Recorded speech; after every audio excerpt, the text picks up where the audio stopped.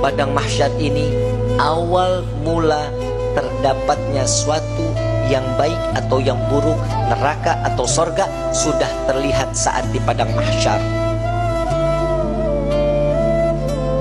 Padang mahsyar, Nabi SAW mengatakan, orang yang berbondong-bondong masuk ke dalam padang mahsyar tidak akan mengenal siapa suaminya, tidak akan mengenal siapa bapak dan ibunya, bahkan anaknya. Mereka nafsi-nafsi, sendiri-sendiri, berharap cemas di hadapan Allah.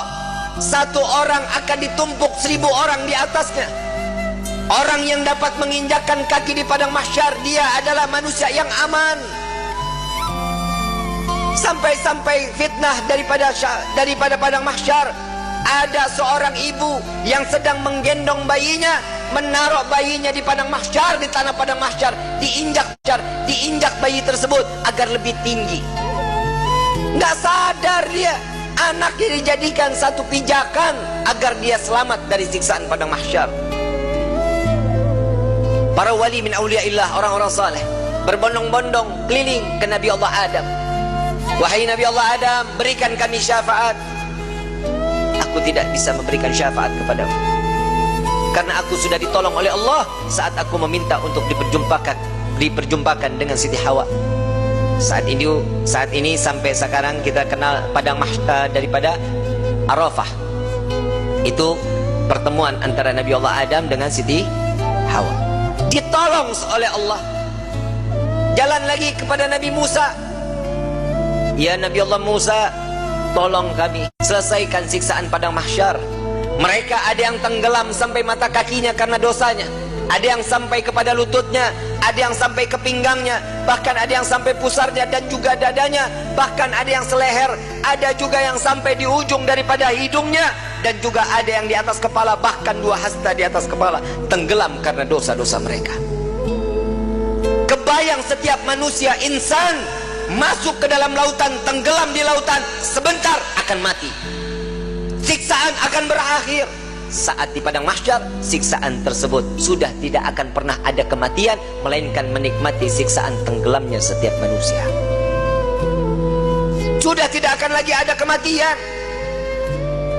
Saat itu kemana kita semua yang ingin kita inginkan?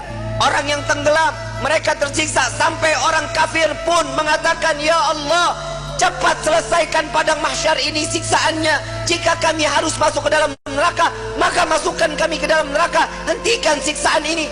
Mereka nggak tahu siksaan padang mahsyar belum ada apa-apanya sebanding daripada api neraka jahanam. Orang kafir semua tidak ada yang sanggup melaksanakan daripada siksaan padang mahsyar, memohon agar dihentikan. Sampai kepada Nabi Musa, aku tidak dapat menolong kalian karena aku telah diberikan syafaat oleh Allah menyelamatkan umatku saat dikejar-kejar oleh orang-orang Fir'aun. Coba kau ke Nabi Ibrahim, berangkat ke Nabi Ibrahim. Ya Nabi Allah Ibrahim, engkau adalah Khalil Allah. Sampaikan kepada Allah, selesaikan padang mahsyar ini. Aku tidak dapat memberikan syafaat kepada kalian karena aku telah ditolong oleh Allah saat aku dimasukkan ke dalam api Raja Namrud. Nafsi, nafsi, nafsi, nafsi. Sendiri. Silahkan engkau ke Nabi Isa. Sampai ke Nabi Isa. Ya Nabi Allah Isa, engkau adalah Ruhullah. Sampaikan kepada Allah agar berikan syafaat kepada kami, selesaikan siksaan pada mahsyar. Apa jawaban Nabi Allah Isa? Nafsi, nafsi, nafsi, nafsi. Aku tidak dapat menolong kalian karena Allah telah memberikan pertolongan kepadaku sampai aku diangkat ke langit kedua. Pergilah engkau kepada Habibuna Muhammad SAW. Dia adalah kekasih Allah.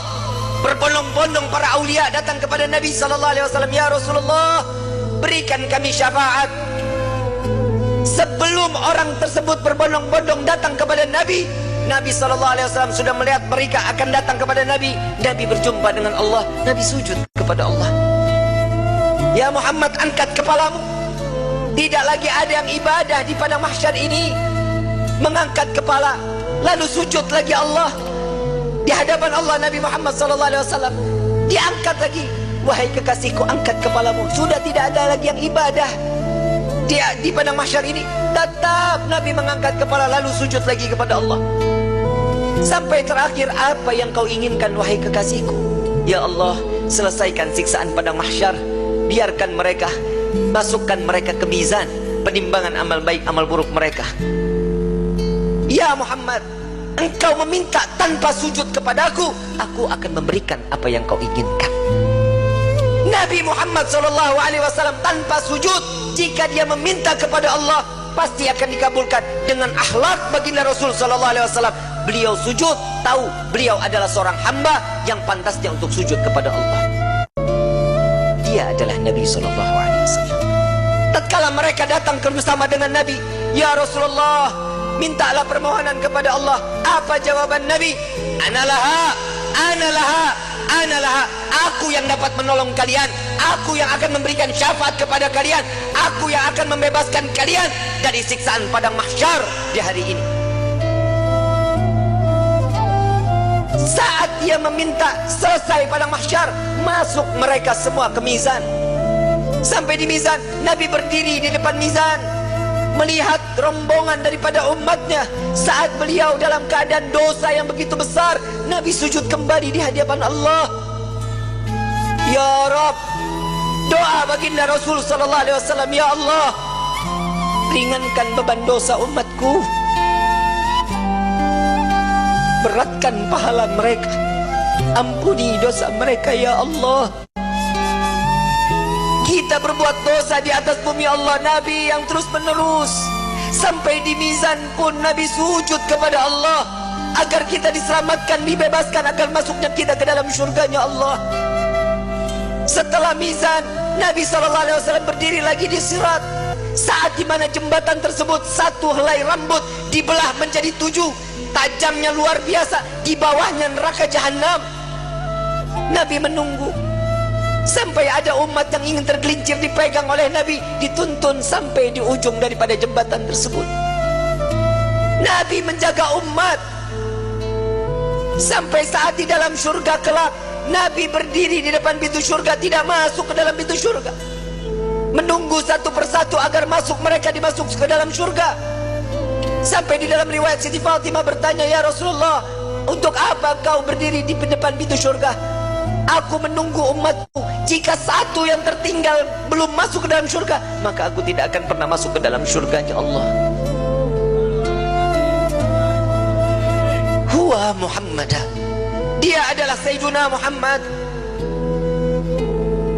Sampai di dalam satu riwayat lain, Rasulullah izin kepada Allah melihat daripada daftarnya, umat satunya belum masuk ke dalam surganya Allah.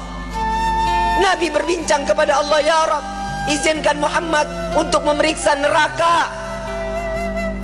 Sampai beliau masuk ke dalam neraka mencari umatnya, lalu setelah itu diambil, lalu dibawa masuk ke dalam surganya Allah. Dia adalah Sayyiduna Muhammad, dia adalah pemimpin kalian, dia adalah Nabi kalian, dia adalah Rasul kalian. Tidakkah kalian malu tatkala kalian berbuat dosa di hadapan Allah? Sampai kapan hidup kita selalu tutup mata di dalam kemaksiatan kepada Allah? Hei para alim ulama, hei para kiai, hei para habaib, dosa apa yang kalian lakukan sampai terus menerus Indonesia diberikan daripada bala dan bencana? Wahai umat Nabi Muhammad, dosa yang mana yang kalian lakukan sehingga kalian enggan untuk bertaubat kepada Allah? Tubna ilallah, tubna ilallah. Taubatlah kepada Allah, mohon ampunlah kepada Allah. Jika para aulia, para orang-orang saleh, kakek nenek kita terdahulu, dengan bangga mereka saat kelak nanti masuk ke dalam surga dengan membawa pikulan amalan-amalan kebaikan di hadapan Allah, bagaimana nasib kita? Saat mereka diperiksa oleh Nabi SAW satu persatu, dengan bangga Nabi mengatakan, dengan amalan mereka, zakat mereka, sedekah mereka, sholat malam mereka, Nabi mengatakan, dia adalah umatku ya Rabb. Bagaimana dengan kita yang membawa pikulan dosa di hadapan Allah?